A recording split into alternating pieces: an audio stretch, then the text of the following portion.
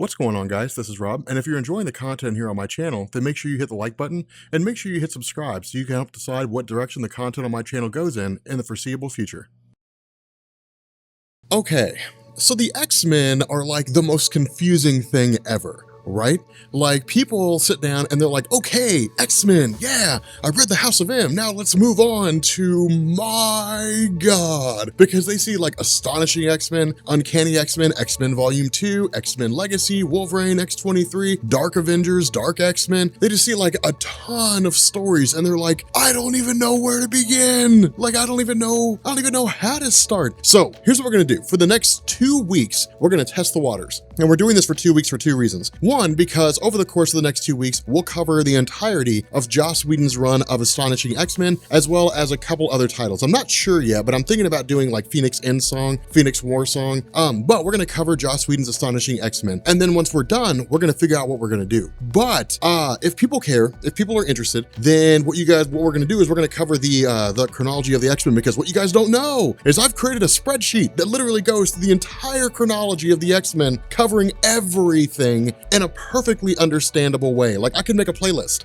It would be like 70 videos long. And by the time that playlist is done, we will have covered everything between House of M and all new X-Men, and you will have no confusion whatsoever. You will be like, so this is everything that happens in the X-Men universe. And so Joss Whedon's Astonishing X-Men is the only thing that's like really confusing at all. And it's not even really that confusing. It's really more of like placement, like where does it go? It's kind of one of those weird things, because the idea is effectively hinted at that it takes place after the events of House of M, but can also take place before the events of House of M, because Xavier's not in the picture. During the events before the House of M, in the days leading up to the House of M event, Xavier had basically kind of vacated his role as leader of the X-Men because he was in Genosha, and he was working alongside Magneto to try to deal with the insanity of the Scarlet Witch after the events of Avengers Disassembled. But after the events of House of M, Xavier was just gone. He had just vanished. Now, X-Men Deadly Genesis marks the return of Charles Xavier after the events of House of M. But regardless of how this fits in, we know Xavier's not here. And so this story really kind of sets the stage in a lot of ways for the idea of Emma Frost and Cyclops taking over the X-Men team. Now, again, this also comes out of New X-Men, but the only thing we really need to worry about is the idea that Jean Grey basically died at the end of that story, or really towards the end of that story. That's really about it. Now, in terms of why it is that Emma and Cyclops are running the show right now, it's simply because of the fact that during the story at the end of New X-Men called Here Comes Tomorrow, it basically portrayed a future where Cyclops had left the idea of running the X-Men. Following the death of Jean Grey, he said, okay, look, if Professor X isn't going to run the X-Men, I'm not going to run them either, and he basically just walked away from the whole thing. This led to a very dystopian future where Beast basically just kind of went insane and became a villain. What the story did is at the end of Here Comes Tomorrow, Jean Grey just kind of reached back into the past and sort of nudged Cyclops in the direction of leading the X-Men, which leads us to where we are right now. And so what this does is it basically opens up with Emma Frost and, really Cyclops and them kind of declaring the idea that they're going to be running the school, what direction the school goes in. It's really kind of like the opening session for a lot of new students. And what ends up happening here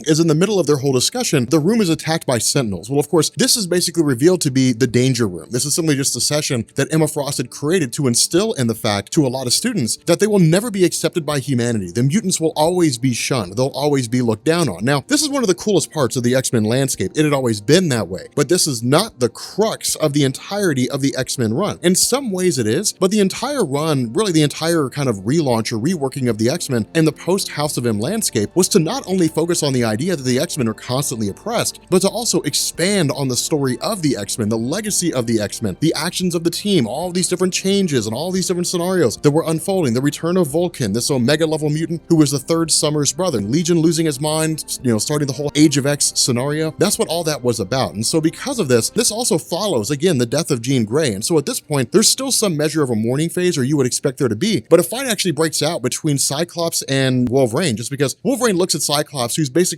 betting Emma Frost, and it's just kind of like, well, I guess this is part of that mourning phase, where your wife dies. This is part of that phase where you're trying to get over her death by sleeping around with other people. So again, it's kind of a interesting scenario, but what this does, and the reason why this story is called Gifted, is because a woman named Dr. Rao basically appears to this meeting that's been called, this kind of celebration of Victorian architecture or something along those lines, and basically says, we found a cure for the X gene. We found a way to basically cure all mutants in existence. Now, of course, this draws the attention of the X-Men proper, her, who basically ended up finding out that there was a young girl named Tilde. And what we found out about her character is that she had the mutant power to make her dreams or make her nightmares physical. She could literally turn her nightmares into physical constructs, which resulted in the death of both of her parents and a cop who had been called to the house by her parents in a state of panic. But this also introduces a guy by the name of Ord. Now, with this whole scenario with Ord, it's really just kind of him, attacking a location and so on, and the X-Men responding accordingly. Now, the funny thing about this is the X-Men are easily overpowered by Ord, and that's one of the crazy things is because he's basically able to counter each and every one of their maneuvers. When it comes to Emma Frost turning into her diamond form, her secondary mutation, Ord's able to counter this by simply overpowering her physically. With someone able to overpower her, it also puts Emma Frost in a pretty dangerous spot because if he shatters her in her diamond form, she'll die. And so again, it's really kind of an interesting scenario. Now, of course, Ord basically kind of calls it a retreat after Kitty Pryde's dragon runs up on Ord and shoots him with fire. I mean, that's that happened. It's there. It's the thing that took place. The fact remains here that the questioning comes rolling in to the various mutants, to the X-Men once they basically leave. Reporters asking the question, are you guys the one who started it? What's going on with all this? A lot of questions that are being asked here. But more so than that, it's also the kind of, strain between Emma Frost and Kitty Pryde. Because remember, the first time that Emma Frost was introduced into Marvel Comics by Chris Claremont, she was a bad guy. She had effectively kidnapped the X-Men, I believe, with her Hellions. And Kitty Pryde was one of a handful of mutants that were able to help when the X-Men's escape and basically kind of take the day. But the idea is that at the end of the day, Kitty Pryde doesn't trust Emma Frost in any form or fashion. It's really kind of an interesting scenario with regards to the two of them going against each other. And so what we end up doing was he actually pick up with Beast as he travels to see Dr. Rao and basically reveals that he himself has a partial interest in seeing whether or not this cure works and possibly even using it on himself. Now, that's the cool thing about this is because right off the bat, you'll notice this story is almost directly in line with X-Men 3, which is fine because that movie sucked and this story is a whole lot better. So Fox, give the X-Men back to Marvel. If you could have made good movies, you would have made them by now. So anyway, when it comes to, this whole scenario is kind of interesting because there's this sort of line that doesn't get crossed when it comes to the X-Men and Emma Frost. On the whole, Emma Frost usually doesn't read the minds of members of the X-Men unless she absolutely has to, just because of the fact that she's trying to basically get the X-Men to trust her as she's been a part of the team. But in this instance, with Beast suddenly showing back up and saying, hey, look, I got a sample of this cure from Dr. Rao. She gave it to me because I was bound to find it. We were bound to get our hands on it at some point anyway. Emma Frost ends up reading his mind and figuring out that Beast's motivation lies in the fact that he is kind of interested in testing out to see if the cure works and then possibly even use it on himself. Now, the other half of this is Cyclops visiting Nick Fury. And again, that's one of the coolest things about this is because with the X-Men, it's very easy to forget how close they are with the rest of the Marvel Universe. It's very easy to forget how intertwined they are with everything else because people tend to think of the X-Men and they think of those terrible Fox movies, except for like the two good ones that they made. Think of the Avengers in the Marvel Cinematic Universe and the X-Men not being there, and they tend to think of the X-Men as kind of being off in their own universe out in no man's land. But the cool thing about these stories, seeing Cyclops going to visit Nick Fury and saying, hey, look, what do you know about this guy? What do you know about this mutant cure? This guy Ord, how does all this fit together? It makes sense. It actually kind of creates a cohesiveness. Now, the reason Cyclops visits Nick Fury is, remember, Nick Fury is the director of S.H.I.E.L.D. and Nick Fury knows all. I mean, he knows and sees all. There's very rarely anything that happens on Earth in Marvel Comics that Nick Fury does not know about because this guy's seen and done it all. But of course, there's not a whole lot of love lost between Nick Fury and the X-Men just because of the fact that harkening back to the events of New X-Men, when Zorn was first introduced into Marvel Comics, we ended up realizing or ended up finding out it was Magneto masquerading as a potential new mutant for the purpose of taking over the X-Men and essentially like destroying New York, launching attacks, so on and so forth. The fact that the attack on New York was moderately successful in the sense that there were some casualties, the city was kind of twisted inside and out, means that S.H.I.E.L.D. always looked at the X-Men with a slanted eye. The idea of Cyclops saying, well, the X-Men don't take in villains, the fact that Emma Frost is a villain, they took her in, Cyclops is, leading the school along with her, the two of them have a romantic relationship, it really kind of contradicts the nature of the X-Men. And that's kind of the funny thing, is because on the whole, the X-Men do the best they have with what they've got. But at the end of the day, in a lot of ways, they're still considered vigilantes by a lot of different people because of the tactics that they use to achieve their goals. It's not their intention to be bad guys, it's just occasionally they come off that way. And when you're Nick Fury and you're the director of S.H.I.E.L.D. and you've got a guy standing in front of your face saying, you need to give me answers, and the guy's preaching about how he's doing the right thing while at the same time in a relationship with a criminal, it kind of stretches the limits of credulity and the limits of trust. And so again, it's really kind of a cool scenario here. But at the end of the day, what ends up happening is that as Beast begins going through and looking at these, looking at this sample, the various samples that were used to attain the cure, he comes to the realization that it seems like mutant DNA is being used or has been used to make this cure. And so what we do is we actually pick up with the X-Men traveling over to Benetech Labs, which is basically the place where this cure is coming from. Now, the other half of this is the reaction of the mutant community. When it was announced publicly that there was a cure to mutation, thousands of mutants flocked to this lab in order to get this cure. And you have to think about that. I mean, it makes perfect sense. I mean, just like the Morlocks on their own. I mean, the Morlocks exist in the tunnels of New York. They live underground because their mutations are so extreme when it comes to their physical appearance. They can't walk around in the general public. They have mutations that allow them to do a wide array of different things, but they look starkly different from a normal person. And that's kind of the dichotomy when it comes to mutant powers. The good guy versus the bad guys. The ones who look fine versus the ones who don't. And so if you had a physical mutation that made you look different, and you could live presumably a normal life, you could open, regular checking accounts, you could walk around without people looking at you funny, you wouldn't have to worry about your rights being restricted, wouldn't you jump on that opportunity? And that's what makes this story so cool, is because it says if your situation sucked and somebody came to you and they gave you a key, if the gatekeeper said, hey, here's a key that'll get you through this door, wouldn't you take it if on the other side of that door was possibly a much better life than the one that you lived? That's what's so cool about this. That's why it works so well. Now, of course, the X-Men responding, traveling to Benetech Labs, again, it's just for the purpose of going through and kind of analyzing these samples and so on and so forth. But we also end up finding out that Ord had actually traveled back to the X-Men mansion for the purpose of attacking the X-Men, just because at this point, their investigations have hindered the possibility of this mutant cure being successful. But the funny thing about this is we don't know what Ord's involvement with regards to this mutant cure is. All we know is that he's the one perpetuating this cure. He's the one that's basically going forward and saying, here's everything you need with regards to engineering the cure of the mutant virus. And so what we do is we switch over to Kitty Pryde in what is possibly the absolute greatest moment in this first story. And we have her going through,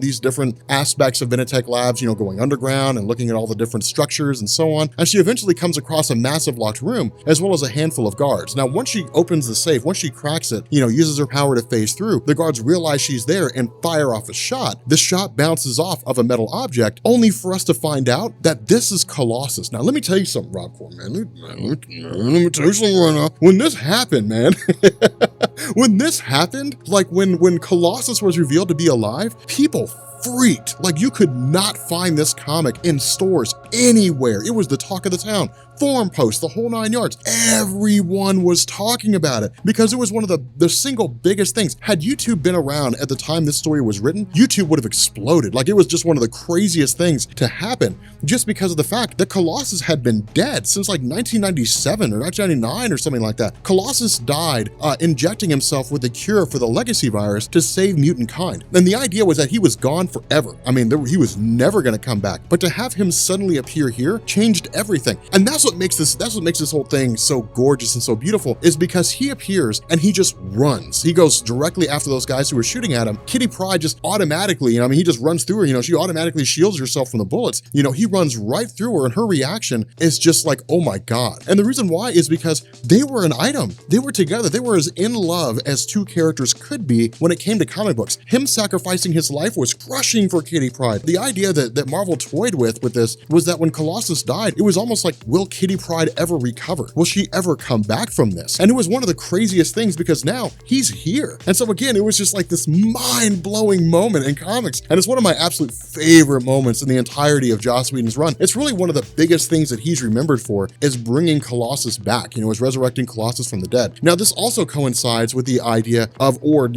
confronting the various members of the X-Men team, and, Dr. Rao appearing and so on and so forth. But getting to that here in a second, the explanation that's offered here when it comes to Colossus is really kind of weird. And this was the other side of the equation, where people were ecstatic about the idea of Colossus coming back. The explanation on how he got there was a little less than stellar. What we were basically told is that when Colossus had sacrificed his life to the legacy virus, he had basically been whisked away by Ord and essentially just kind of been resurrected. And so the idea was that he was used as an experiment by Ord and Dr. Rao in order to create this cure for the mutant gene. And then in turn, it was given to Dr. Rao, who would disperse it. The motivation behind this isn't really known, but it's really just kind of like this interjected explanation for how it is that Colossus ended up coming back, which wasn't the greatest explanation ever, but it served its purpose and it did what it was supposed to do. But with Ord, traveling back here, this is an amazing moment because Ord confronts all the X-Men, and it's really kind of funny because we end up having like Kitty Pryde showing up with Colossus, and the response of like Beast and Wolverine and Emma Frost is just like, what? Everybody's reaction to him coming back is just like, what? Like, holy, no way, man. No way Colossus is back. And it's so cool to see because what ends up happening is Colossus just kind of like freaks out. I mean, he loses his mind and starts going to attack Ord and is just absolutely filled with rage. But before they can get any further, you know, Emma Frost, Wolverine, you know, Colossus, Kitty Pryde, Dr. Rao, they're all met with the arrival of Abigail Brand and Nick Fury. And this is when we find out exactly what it is that's going on here. Now, the cool thing about this is that Abigail Brand, as she's introduced here, is her first introduction into Marvel Comics. This is Joss Whedon basically creating and introducing the organization known as SWORD. Now, SWORD, I mean, as you can see in here, SWORD stands for Sentient World Observation and Response Department. But the funny thing, the really cool reaction by Nick Fury is like, okay, you know, like you guys have questions, I have questions. My question is, wasn't that guy dead? Isn't Colossus supposed to be dead? And again, everybody's kind of reacting to the fact that Colossus is still alive. And not only that, when the question is asked, how do you guys know it's him? The reaction of Beast is funny because, you know, Emma Frost is like, I read his mind. Beast is like, I matched his DNA. Wolverine's like, I smelled him. And Beast is like, I did that too. So it's just these funny little moments that, you know, that kind of, you know, bring us back to ground, bring us back to everything when it comes to Colossus returning. But what we end up finding out here is that, again, with the Sentient World Observation and Response Department, they are one of a litany of organizations that exist in Marvel Comics. I mean, you've got S.H.I.E.L.D., you've got Hammer, you've got Strike, you've got all different kinds of groups. But where S.H.I.E.L.D. monitors Earth for, you know, any kind of threat that exists out there, Hydra or anything along those lines, advanced idea mechanics, various threat, you know, that the normal superheroes need to be kept aware of, the Sentient World Observation and Response Department does the exact same thing, but monitors other worlds. And so they look out into the universe, they see the Kree Empire, the Shi'ar Empire, you know, the Skrull Empire, any one of those groups. And if they start making battle formations in preparations of attacking the planet Earth, the various superheroes would be notified by Abigail Brand. She's basically the liaison of the Sentient World Observation and Response Department, the head of SWORD. And so what we end up finding out here is that the intervention of Ord came with the idea that he comes from Breakworld. And the idea is that somewhere, you know, where his people are able to kind of glimpse into the future, they can only see it, but can't change it. In about 3 years' time, some mutant somewhere is going to completely obliterate Breakworld. And so really, Ord showing up here on Earth is designed for the purpose of keeping that from happening. It's very similar to Bishop, right? Like Bishop comes from a timeline that's almost identical to the Days of Future Past, where someone killed 1 million humans in 7 seconds. We ended up learning it was Hope Summers, but Bishop's entire role in the, you know, really the stories that we'll be talking about later on, especially when we get to like Messiah War and things like that, is the idea that Bishop is trying to kill Hope Summers so he can prevent his future from happening. That's exactly what happens here. It's just a classic example of trying to keep his people from being totally obliterated some 3 years in the future. Now, of course, before we can end up getting into all that, you know, we basically have all these mutants, these crazy mutants that break into the facility for the purpose of, you know, trying to get the cure and that kind of thing, really just an act of desperation. But in the panic and in the ensuing chaos, Ord takes off and grabs Tild, really the girl that's been cured so far, grabs her and whisks the two of them away, takes off in his ship, just because of the fact that she's the perfect host for the cure now. She possesses it in her genes. And so what this would do is it would allow Ord the opportunity to basically strip her of the cure and then use it in order to come back later on down the line or disperse it among the entirety of Earth in some, you know, gaseous form or something along those lines. But of course, the greatest moment in the comic, the single greatest moment in the comic, comes when Wolverine asks Colossus, he's like, hey man, are you feeling good? You feeling rested up? And Colossus is like, yeah, I'm ready. And he's like, you thinking what I'm thinking? And Colossus is like, yeah. And Wolverine says fastball special. Now, for those of you guys who don't know, the fastball special is a hallmark of the Wolverine-Colossus relationship. It is where Colossus just throws Wolverine, and it's amazing.